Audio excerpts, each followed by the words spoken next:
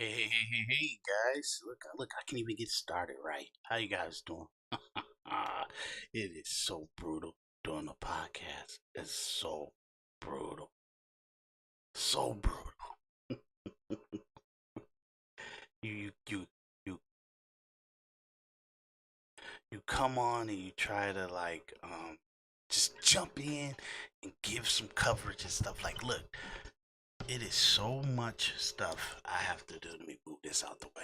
It is so much stuff that I have to do to correct a record, or like sometimes I need to be able to jump on podcasts because it's me against multi-billion-dollar industries, and plus a lot of podcasters that are so full of shit that they just kind of bloviate, and they don't keep things on record. Look, let me they don't keep things on the record and correct false narrative.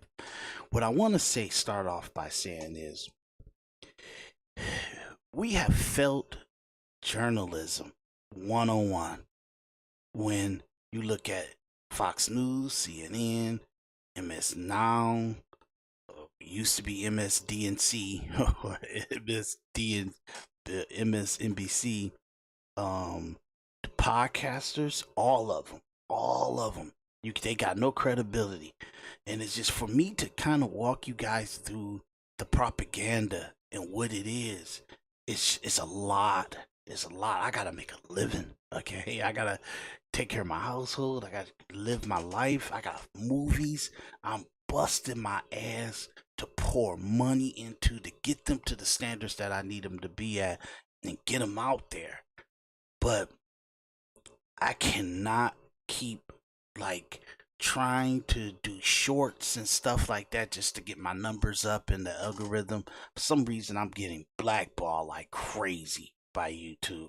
I think that's what it is. I see nobodies come on and they get thousands of views. But look, I gotta just do my thing and I'll figure it out when I get a chance to kind of really hit this thing. It's almost like I got to start a whole nother channel in order to make sure that my algorithm is not being messed with. But I don't have time for all this stuff, okay? Look, when a news outlet reports articles and reporting of a outside news organization or journalism or news or articles, something like, for example, when Fox News reports an article that Axios um or Washington Post or New York Times, when they report something that is said in those articles, and then they have two people on, a Republican or a Democrat, or pundits or anchors or commentary people, and they say like their opinions of that article, that's false reporting. It's supposed to go like this. The only reason why they're reporting is that it's validated and it's accurate, and then they say, hey, this is true, this is true from this, like, let's say, um we're Fox News, and this, we're reporting this article that New York Times has released, and it is true, we vetted it and it's true. Now we want to say our opinion about it. That's how they're supposed to report. They don't do that. They want to have something to talk about, so they just get themselves stuff to talk about, and they don't care if the actual viewers take it as facts and truth. That's why Brian Kilmeade's a hack. Look, Brian Kilmeade, I don't know if you're gonna ever see this podcast or anything, but I've been trying to. I should have said this a long time ago. I should have been on this. I'm gonna dedicate a show called Brian Kilmeade is a Hack. I'm a filmmaker, so I know how to do all the graphics, everything that you see on the top build shows and stuff. But I just don't do it because I got the time to make those graphics, to put it into the system, for me to kind of do a lot of curating is in my episodes. If you go look at what I done on Rumble and you what's done what I done on this channel, you'll see that I know how to do all that stuff. Okay, but I want to come in and first I got to give my stupid disclaimer because everybody likes to sue people, so I gotta give a disclaimer in order for me to be able to do my show without dealing with the haters. Okay, so let me give my disclaimer. I'll come back in and we'll talk about why Brian Kilmeade is a hack.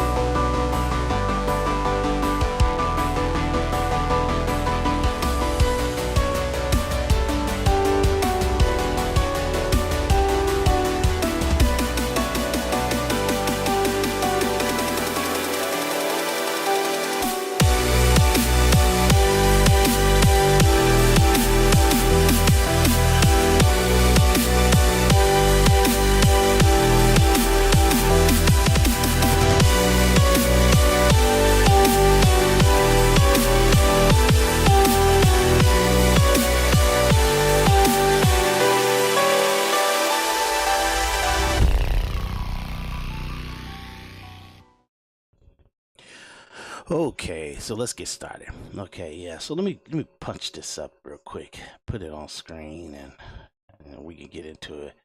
But look, I'm telling you guys, this Iran war has made like all it did is show you all the stuff that was always there, always there. I talked about people like um, Steve Bannon. You know what I mean? He's like he went he got he when he got fired from Trump's first um administration. He went to Jeffrey Epstein and he started making him him in the actual it was another guy, I forgot his name, Wolf or something. They start making him send emails to himself about allegations and stuff like that. So it could be in the data, it could be in his documents and stuff. They start making him send emails to himself just saying random wild stuff. This is what Steve Bannon did to put Trump in his place, to show him that no, we control you. We control you. We're MAGA. Steve Bannon in the war room posse. We're MAGA, and you're gonna do what we want. And if you're not gonna do what we want, I'm gonna set up a time bomb inside Epstein. So what Steve Bannon did was he actually came on as a PR person for Jeffrey Epstein to rehabilitate his persona from the allegations of sexual misconduct or allegation of being a trafficker or some crazy stuff. You know what I mean? And I'll get into all that too. But he went over there to be a PR. So they started to actually do recordings and false interviews and set up a situation where it could be stuff in his emails that Steve Bannon will actually go on his show and get everybody to believe that, oh my God, the Jews, the Israel, they got Epstein got connections to spies and stuff, and if we could get any records on Epstein, we could see the FBI records or the CIA records that he is a spook and he's a Mossad agent. Really, there's nothing like that. There's nothing like that. And all they have is in the window stuff, conversations and stuff like that, and things that Steve Bannon put into his emails in 2019 because he was mad he got fired, or Trump actually thinks he's some kind of individual that can make individual decisions.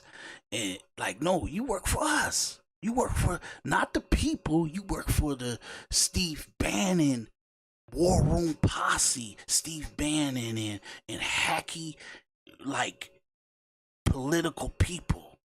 You get what I'm saying? It's so shady, so shady. So this Iran war comes up, and they don't look at it as that Trump had to actually see something in the data that says, oh my God, people, y'all got to remember, y'all watch all these football games and baseball games and all that stuff. I'm gonna ask you a question. Do you remember all the displays that was going on for the last couple of years, that the stadiums, they would do these, in Pepsi and Coca-Cola, they would do these aerial drone displays where the drones would kind of like make shapes and figures and animals and stuff in the sky. They were being synchronization with with like hundreds of drones in the air making shapes of images. That's what Iran, Ukraine, and Russia is fighting with now. Now, the worst part about it is Iran makes some of the best military drone weaponry out there, and they call them one-way drones. What that means is it's to run into stuff. So, but they also have this synchronization where, if let's say, if we let them get tens of hundreds of thousands of drones with weapons on it to go into an actual country and everything, you can't stop all those drones from landing. No matter if you got really good air defense systems and all the other stuff, you cannot stop that. So one of the worst things that we could do is allow Iran to have nuclear bombs, or like unlimited drone missiles and all that other stuff, because they have systems that could synchronize it and shoot, like, let's say if they wanted to like really bomb and destroy Israel, all they have to do is send 1,000 missiles and 1,000 drones that are synchronized to the same area to hit, and no matter what the air defense missile systems are, it could not stop it. So they were getting so out of control with building the drones and putting missiles and all the other stuff on it that Trump was like, hey man, let's get into a negotiation with them. He tried to do this all last year. He came straight in and said, hey, look, y'all want to be rich. Y'all want to have buildings like the Dubai and all that stuff in y'all country. Just sign a deal. Let's make a deal that y'all won't fight for and have to have nuclear bombs or nuclear uranium and all that other stuff. And we good. You get what I'm saying? And we'll do anything in our power to make sure that your country is rich and plentiful, and you guys got like economic power.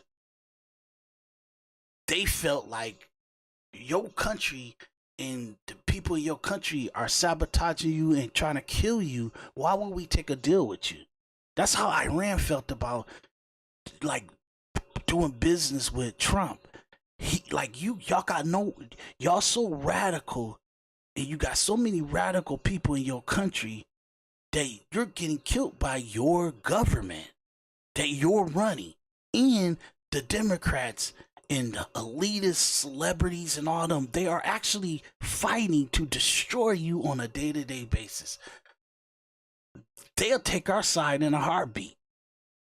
Now, I don't think Trump anticipated that, or anybody in his administration would have seen that no matter what, the hatred for Trump is so high that we would take the sides of some radical, wild, Islamist, radical, crazy people like Iran. But we did. So Trump said, okay, by the time the nuclear thing was, he said, hey, let's just knock out this nuclear situation. We see where it is at. We see it is they got it hidden in this mountain. Let's just crumble that mountain with the biggest bombs, the most deadly bombs that can actually penetrate down into the actual bunker and explode. Let's just do that. And then they seen that they were kind of doing a year after them blowing up the nuclear facility, they were building as many missiles as possible, because at least that would be the equivalent of having a nuclear arsenal, if you can't really stop how they gonna attack. That's why our 13 soldiers got killed, because we let them build missiles and drones so much where when they threw it at them, when they threw it at our military base in Kuwait, no matter if our air defense systems start knocking them out the air, it was so many of them that some of them penetrated through, because it was just so many. And this was the problem that he was trying to stop in the get-go. But we had to see, it pretty much showed us proof that you don't want to because they could do this at any given time. So that's why they blew up all their missiles, they factories of missiles, places that they make their missiles at, they drones at, and that's what the Iran war's been about. Taking that power away from them, taking that threat away from Iran. What killed our 13 military soldiers, a majority 7 of them that was on the Kuwait military base, was the reason that they will use it. They will use the missiles. They will use the one-way drones. So when you hear, I'm gonna play this real quick because I do wanna let me switch this up. Okay, so let me play this. Mark Thiessen joins us now, former speechwriter for Bush, Fox News contributor, Washington Post columnist, and AEI fellow. Mark, right away, the president, I know he's got to sell his library and talk about it. It only took, 8 years to build, where President Trump is going to build his in 9 weeks. So he says this is the same thing as the JCPOA. I don't even know how he can make comparison to something that's not done yet, but your reaction? Well, first of all, it's not like the JCPOA. They're talking about President Obama came out and said that all he sees that it's the same deal that him and his administration already did, so they're not really changing nothing, and they probably made things worse, which I'll talk about that later. I'm gonna come back in and talk about this. I just wanted to come in for a quick second to tell you why Brian Kilmeade's a hack. In one particular sense, 13,500 missile strikes that took out, that buried the Iranian nuclear program in dust so thick that they can't get to it without our help. They decimated their ballistic missile program, destroyed 84% of their defense industrial base, sank their entire Navy, grounded their entire Air Force, and has left them with what Admiral Brad Cooper called a nuisance capability but no power, no capability to project force into the Middle East. So that's where they are right now. So they were down, but they're not out. And so, it's certainly better than the JCPOA because Iran, it didn't take away anything from them. There was no, their nuclear program was intact. It was just frozen. So it's a whole different ball of wax. Now, that said, that doesn't mean it's a good deal. And we haven't seen it yet. We're seeing the reports from the Iranian side of what the deal contains. How you saying it's not a good deal if you haven't seen the report, the document yet? We don't have the document. We don't know what the deal is. So if you don't know what's in the deal, if you don't have factual evidence of the document, shut up. You get what I'm saying? This is what I'm talking about with this Brian Kilmeade stuff. And they don't have people on to talk about this stuff. They have people on that's going to actually carry the narrative that they want to carry. So they're going to have people that they understand what they're going to say. They kind of know what their point of view is and everything. And they have them on in order to say what they want to say. So I'm going to let you say what you're saying, but that's pretty much the angle I'm trying to go at. So now I can just say my opinion and it's going to fall in line with what you already said because that's my opinion anyway. That's what these people do, okay? If you don't have the document, if you can't show it on the screen, if you can't go letter by letter, if you don't have the piece of paper in your word, don't take no Iranian press, what they say they going to get out of the deal and all that other stuff like that, how they say it's structured and everything like that. Don't take that as a narrative. You take your president's and your government's narrative. But everybody somewhat internally hates Trump. So if something can make him look weak or destroy something, an accomplishment or an actual negotiation to hurt him politically and socially, they'll jump on it. Internally, like on impulse, they would jump on it. And that's what's going on here. I'm not telling y'all to be Trump supporters or anything like that. I'm just telling you what's going on. The sad part about it is, yeah, everybody thought that we would be talking about President Obama for the next 20 years, that he was the greatest thing in the world and all that stuff, but he used his political capital on Rainbow. That's what he did. No problem with that. I'm just telling you, that's what he used his political capital on.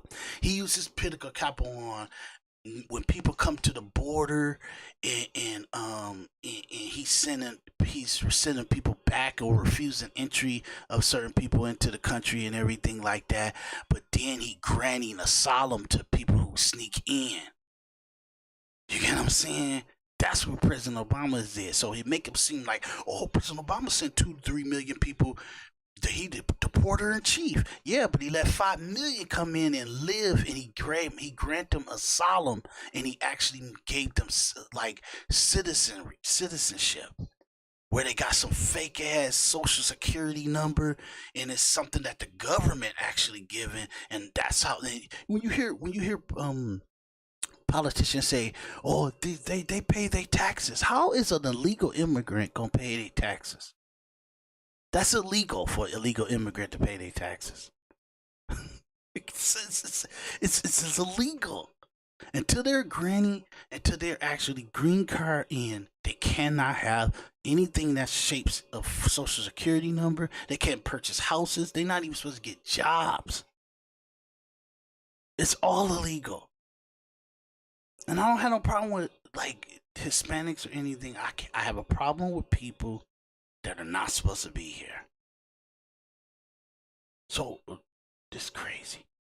And we're not seeing the reports on the U.S. side, which makes me wonder why, because if the Iranian side is wrong, I'd like to know, because what the Iranians are putting out is pretty bad.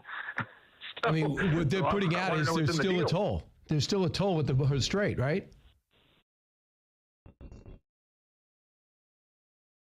They're having a conversation about what Iranians are putting out in a report.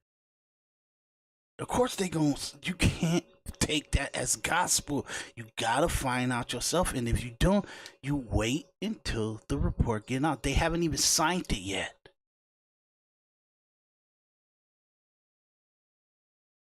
Well, there's still a toll. Again, this is just the Iranian says it. We don't know that this is true.